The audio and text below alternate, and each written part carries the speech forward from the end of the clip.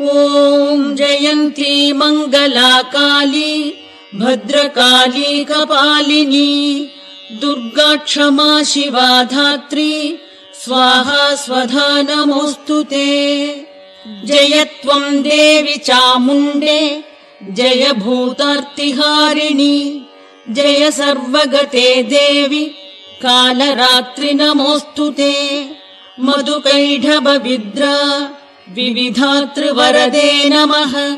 रूपं देहि जयं देहि यशो देहि द्विषो जहि महिषासुरनिर्नाशि भक्तानां सुखदे नमः। रूपं देहि जयं देहि यशो देहि द्विषो जहि रक्तबीजवधे देवि चण्डमुण्डविनाशिनि। रूपं देहि जयं देहि यशो देहि द्विषो